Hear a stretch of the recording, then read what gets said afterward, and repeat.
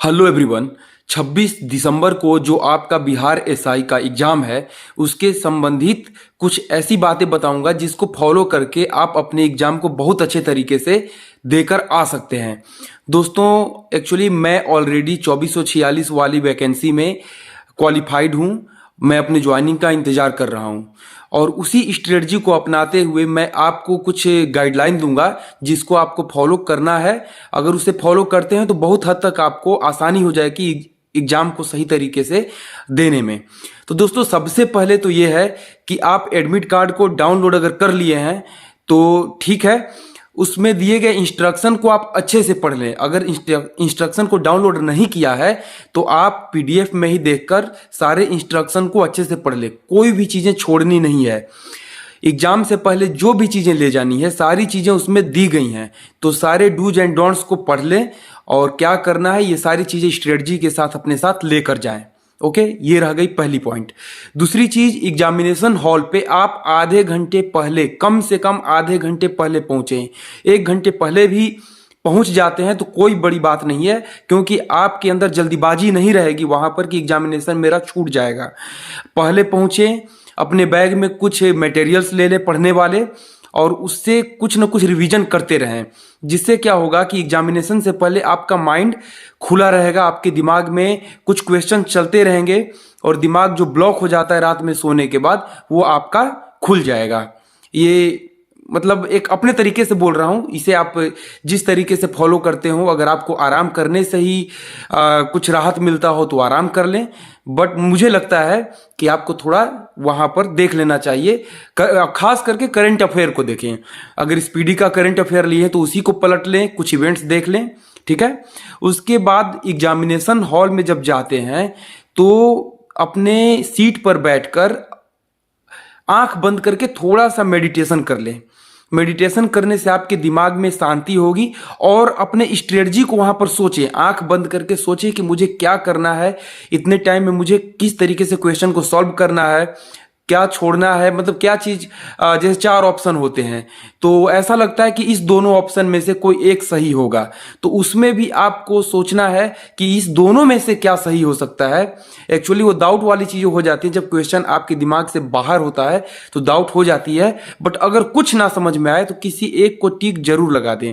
और हाँ, अगर मौका मिले तो अगल बगल में किसी से हिंट ले सकते हैं कि इस क्वेश्चन का आंसर क्या होगा। अगर आपके उसी दोनों ऑप्शन में से कोई एक वो बंदा बता रहा है तो डेफिनेटली उसके सही होने का चांस ज्यादा है, अगर ऐसा मौका मिलता है तो। बट मैं नहीं बोलूंगा कि ये सब चीजें आपको करनी है, क्योंकि ये कंपटीशन है। अगर आप फायदा किसी से लेंगे तो आपसे भी कोई लेने की कोशिश करेगा। हो सकता है आप किसी से एक क्वेश्चन पूछेंगे, वो आपसे 10 पूछेगा, तो कंपटीशन में एक एक करके ही बहुत सारे लोग बाहर हो जाते हैं। तो ये चीजें अपने ऊपर है, आपको क्या करना है। हाँ, अब चलिए बात करते हैं कि आपको क्वेश्चन एक भी छोड़कर नहीं आना है। देखिए, यहां पर 0.2 मार्क्स की कटौती होगी आपके एक गलत जवाब पे। तो 0.2 यानी कि अगर आप 10 क्वेश्चन गलत करते हैं तो 2 क्वेश्चन का 2 नंबर कटेगा, यानी एक क्वेश्चन का 2 नंबर होता है। यानी कि 10 क्वेश्चन गलत करते हैं तो एक क्वेश्चन का आपका मार्क्स कटेगा।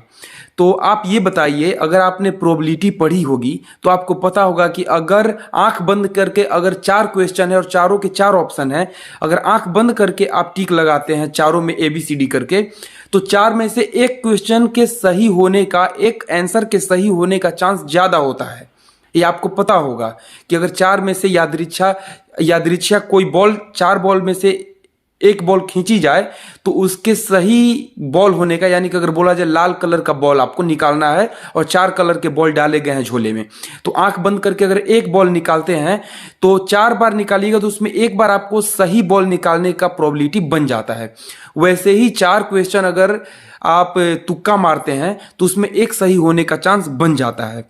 तो ऐसे में अगर 10 क्वेश्चन आप सॉल्व करते हैं तो 10 क्वेश्चन तुक्का भी बनाते हैं तो उसमें से 2 से लेकर 3 क्वेश्चन सही होने का चांस हो जाता है, प्रोबेबिलिटी हो जाता है। वैसे 4 और 5 भी सही हो सकते हैं। तो ये बताइए कि अगर हम 10 में से तुक्का मारते हैं और 2 ही सही होता है, जिसमें से एक क्वेश्चन मेरा कट जाता है जो सही वाला है, तो भी तो एक क्वेश्चन का फायदा हो रहा है, तो हम क्यों छोड़ के आए। कुछ लोग पिछली बार मेरे साथ एग्जाम दिए थे तो उन्होंने क्या किया कि 65 क्वेश्चन आ रहे हैं, 65 करके आ गए, बाकी 35 क्वेश्चन छोड़ दिए। तो ये बताइए 65 क्वेश्चन का ही उनको नंबर मिलेगा, बाकी 35 के तो नहीं मिल पाएंगे, तो वो तो ऐसे ही कट ऑफ से बाहर हो गए। तो आप क्यों छोड़िएगा? अगर आपसे 65 ही बनता है और 35 क्वेश्चन को तुक्का मारते हैं तो भी अगर 10 सही हो जाता है तो 75 हो गया, ठीक है। और बाकी गलत को काटिएगा तो मुश्किल से आपके 3 से 4 क्वेश्चन कटेंगे। ये रही बात एक तुक्का वाली, लेकिन हम तुक्का नहीं आपको सिखा रहे हैं, आपको ये बता रहा हूं कि आप एक भी क्वेश्चन छोड़ के नहीं आएंगे।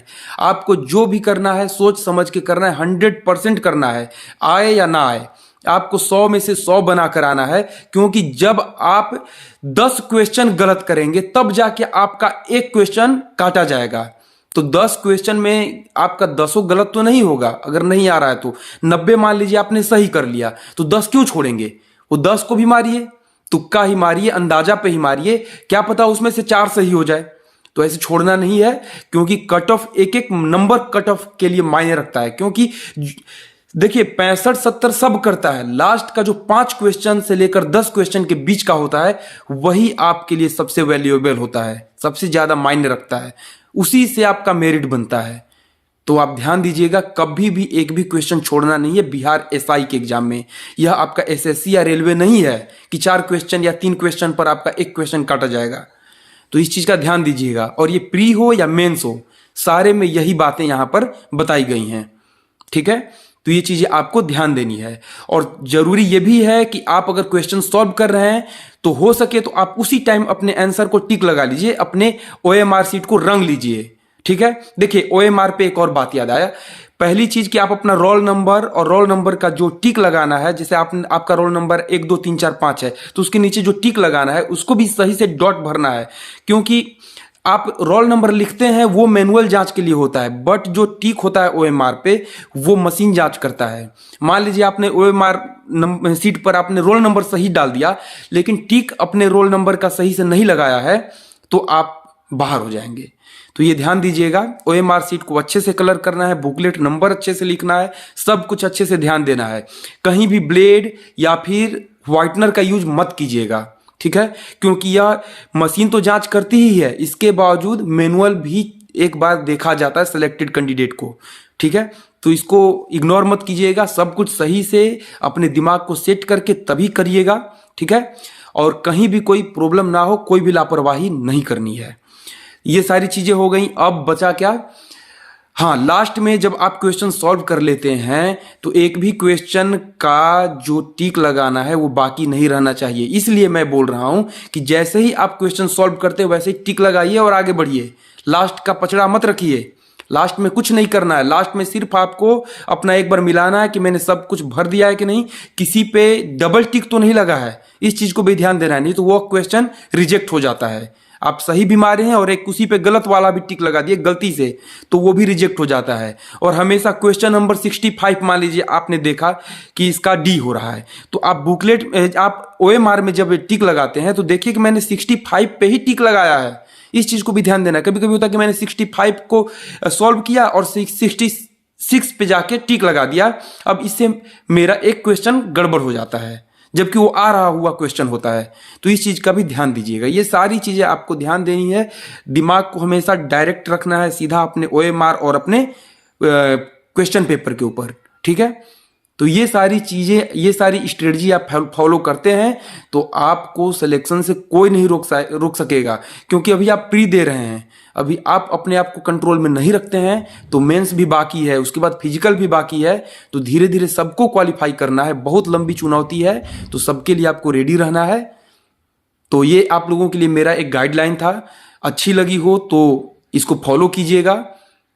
आई होप आपका अच्छा एग्जाम जाए और आप प्री में सेलेक्ट हो जाएं, जिसे कि मेंस देने की बारी आए और मेंस की तैयारी अच्छे से फिर की जाएगी। तो फिर इन्हीं बातों के साथ आपसे विदा लेता हूं, फिर अगले वीडियो में मिलता हूं कुछ अच्छे कंटेंट के साथ। तब तक के लिए धन्यवाद। जय हिंद, जय भारत।